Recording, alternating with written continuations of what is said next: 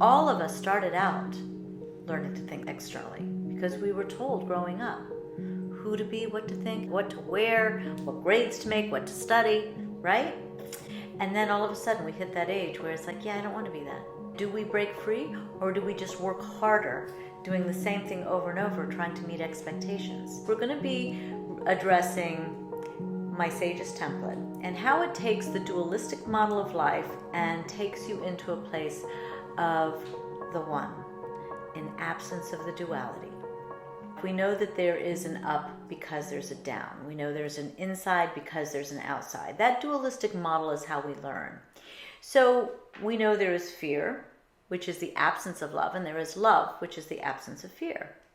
And so today we're going to talk about that fear and that side of the dualistic model that lends to the mastery of life. Fear is always an illusion. So we learn fear in this life. And the greatest illusion of this life is that of being separate. So that illusion of being separate kind of sets the stage for the duality, but it really sets the stage for fear. Fear of abandonment, fear of loneliness, fear of being lost. Those fears are very much a part of this existence. So the fear that we have was put upon us with purpose, great purpose. We're in this life to master those fears if we choose.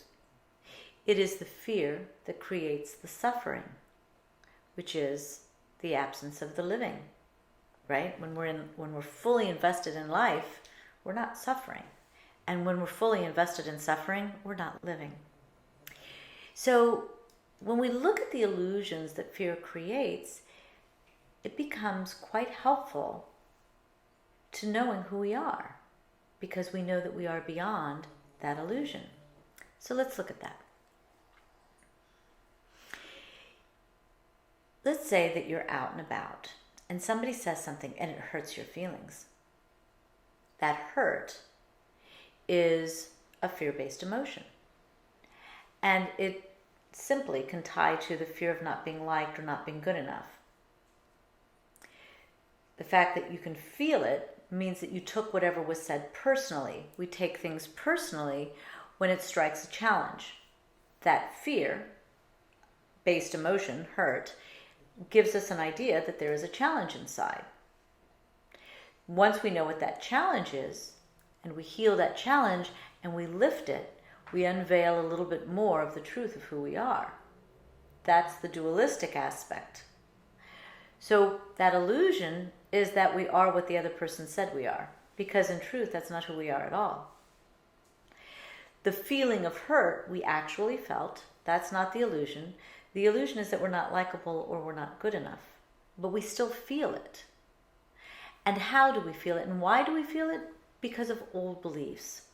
And those old beliefs we learned. We learned them from other people, other events, other situations, from school, from other kids, other. I call all of that just other. So if we look at this physical life and its dualistic piece, there is a self, and then there is other. All other. So that other is what put fear upon us in one way or the other. When we were first born, we were separated from the mother. Now, we may have been put back on top of that biological mother or not. So that separation creates the fear of abandonment, the fear of being separate. Both set that stage. So we take in fear and its experience in this life from various other sources. Probably the most common source is your family, because that's where you spend most of your time growing up and learning. Those are your formative years, right? And then you go to school. But what you learn at home influences how you interpret and interact at school. And then what happens at school goes back to the home and gets influenced again by the home. So the home is going to constantly have some sort of an impact on what you're experiencing. So when we're looking at fear and its illusion, we know that we get lost in all of those external voices, those external assumptions, expectations, judgments, right? What do they want us to be? How do they want us to think? How do they want us to look, right? And so with all of that external input, we start to ignore the truth of who we are on the inside and get caught up in that place of what everybody else wants us to be. And over time, we get further and further away from an awareness of the truth of who we are, and we get caught up in what everybody else has told us we are. And in that is great illusion, because now we can see where shame comes from, right? Your shame is that feeling inside where everybody judges you as something so different than who you are. But you know who you are, and that's what makes shame happen, is that the judgments are in conflict with what you know you are. But then you start to believe that the shame is so icky that if somebody sees it, they're never going to love you and like you. And so then you try to keep that hidden and secret. And so now you've bought into that little bit of illusion. So as you can see, there are many, many aspects in this life where the fear that is put upon us starts to separate that truth and who we are away from life. You can also see how the fear is part of the illusion. So fear is always externally learned. So the external world is always going to influence the fear. And then you take that in because you had no choice as a child but to take it in and identify with it in one way or another. So the external world becomes your focus. And in that external, we then go back to the dualistic, where we have an external world and an internal world. And your external world is always going to be other. And the internal world is going to be eventually all self or soulful self. So today, as we talk about the illusion of fear, we're talking about that external world and that external focus. And many, many people, especially in this culture, have a very external focus. You see people not really knowing what they want to do, what they want to eat. You know, they don't really know what they want to experience in their relationships, but they know what the other person is to look like. They know there's a TV, so they'll turn it on and they'll just scroll through the guide until they find something. Oh, that looks good. I'll watch that, right? They don't really know what it is they're sitting down to watch. They want to eat, so they scroll through various restaurants, or they ask somebody else what they want, or they do something because they don't know how to look inside and say, what do I want for dinner? People don't set the stage from the internal.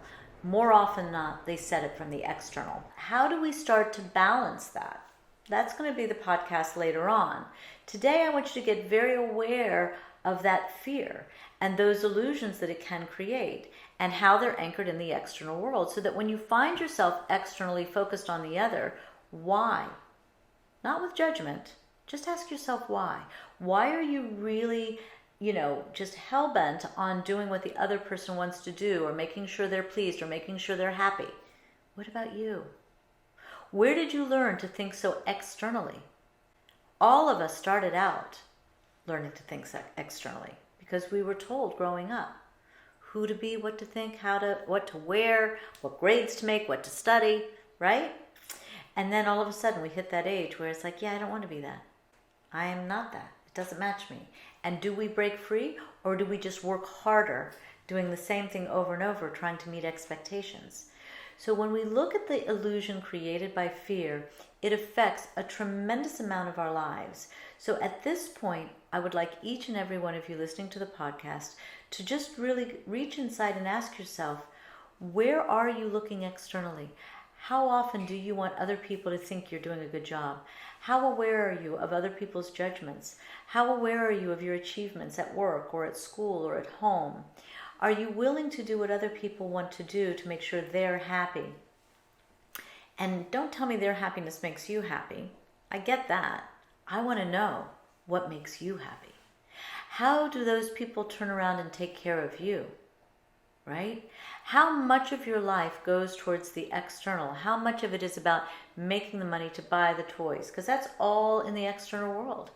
How much of it is about doing what you should do? Because those are all expectations. How many people think they know you, but you really feel like they don't? It's because they've learned that they can make assumptions about you. Again, external world. They don't have to ask you who you are. So externally, the illusion gets created over and over and over by the fear of just opening our soul and saying, that is not who I am, this is who I am. That brings up in many people a feeling of going against. And that going against can be very, very uncomfortable. So again, that external world, the other, taught us that we do not go against. We are obedient to the wishes of our parents. And we learn to feel that we need to be obedient in order to be kept. But in that learning, we also learn to be quiet on the inside and to be focused on the outside. So let me recap. We're looking at the illusion of fear. We know that we come into this life and we experience this dualistic model for learning purposes. In that learning, we have the fear on one side and love on the other. Fear is always illusion. It's put upon us by other. We then learn to be very focused on other. We start to think that we need to please other, to do for others, to meet expectations of others. And then we defend against their assumptions when they're wrong, but we don't ever really stop defending to say, here is who I am, and teach, right? So we know that external world of other has had a great influence on us in a way that is not a match to the truth of who we are and the way we feel we are on the inside. That illusion that resides creates a lot of the fear-based emotions. Those fear-based emotions could be anything from fear, anger, hurt, guilt, shame, attachment, abandonment, etc. And all of those feelings are then going to let us know that we are experiencing a challenge that again was put upon us in this lifetime. When we look at life mastery and all of this, we know that we're here to master those challenges as far as we wish. We have free will, so we will master some and not others, or maybe we'll work to master all. Or maybe we won't work to master any. Maybe we choose to come in and suffer. It's a choice at a higher level. But fear is on this plane. This plane is where we are able to move through the fear and gain a knowingness, not a knowledge, but a knowingness of who we are on the inside, in truth. So I hope each of you starts to allow yourself the opportunity to think about those places where you're living up to expectations or struggling against other people's assumptions of you or trying to outdo other people's judgments of you. Because all of that is fear and delusion and is not you. And where you're having those fear-based emotions and where those patterns are there, understand those old beliefs were put upon you by other somewhere in those formative years. Thank you so much for joining me.